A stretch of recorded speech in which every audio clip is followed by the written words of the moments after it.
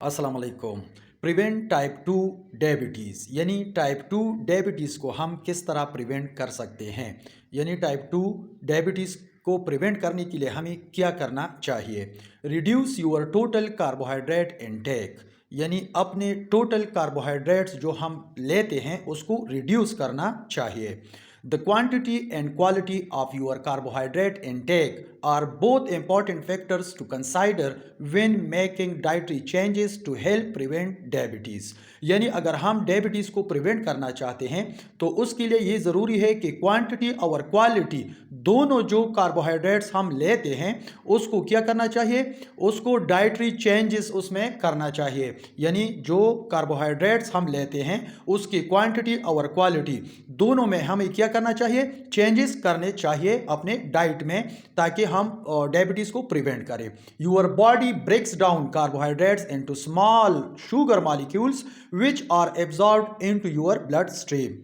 हमारा बॉडी क्या करता है, वो जो कार्बोहाइड्रेट्स होते हैं उसको क्या करते हैं, स्मॉल शुगर मॉलिक्यूल्स में कन्वर्ट करते हैं, उसको ब्रेक डाउन करते हैं। किस चीज़ के लिए, ताकि ये हमारे ब्लड स्ट्रीम में एब्जॉर्ब हो जाए या हमारे ब्लड स्ट्रीम में शामिल हो जाए। The resulting rise in blood sugar stimulate your pancreas to produce insulin, a hormone that helps sugar move from your blood stream into your cells. तो जब कार्बोहाइड्रेट से शुगर मॉलिक्यूल्स बन जाते हैं तो वहाँ पे क्या हो जाती है, ब्लड में शुगर लेवल इंक्रीज हो जाती है, जो पेनक्रियास को स्टिमुलेट करते हैं। पेनक्रियास में जो बीटा सेल्स होते हैं वो स्टिमुलेट हो जाते हैं और वो इंसुलिन हार्मोन्स की प्रोडक्शन स्टार्ट कर देते हैं, ताकि ब्लड शुगर की जो हाई लेवल है ब्लड में उसको रिड्यूस करे through body cells. In people with pre-diabetes, the body cells are resistant to insulin, so blood sugar remains high। बाज़ लोग जो प्री डायबिटीज़ होते हैं, मतलब डायबिटीज़ उसको तब तक नहीं होता, उस टाइम पे उनकी जो बॉडी सेल्स होते हैं वो इंसुलिन से रेजिस्टेंट हो जाते हैं।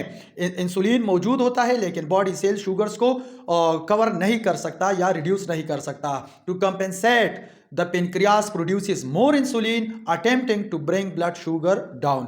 तो जब वहाँ पे सेल्स क्या होते हैं, रेजिस्टेंट होते हैं इंसुलिन से, तो ब्लड शुगर कंटिन्यूली हाई होता है, जिसकी वजह से पेनक्रियास ज़्यादा इंसुलिन प्रोड्यूस कर रहा होता है, जिसकी वजह से वो कोशिश करता है कि ब्लड शुगर लेवल को डाउन हो जाए या डाउन करे थ्रू इंसुलिन। लेकिन इंसुलिन तो मौजूद होता है लेकिन जो सेल्स होते हैं वो इंसुलिन से रेजिस्टेंट होते हैं, तो इस वजह से इंसुलिन मौजूद होता है लेकिन फिर भी ब्लड शुगर लेवल हाई रहता है। Over time this can lead to progressively higher blood sugar and insulin levels until the condition turns into type 2 diabetes। यानी इसी तरह जब ब्लड शुगर लेवल हाई रहता है तो इसी वजह से टाइप 2 शुगर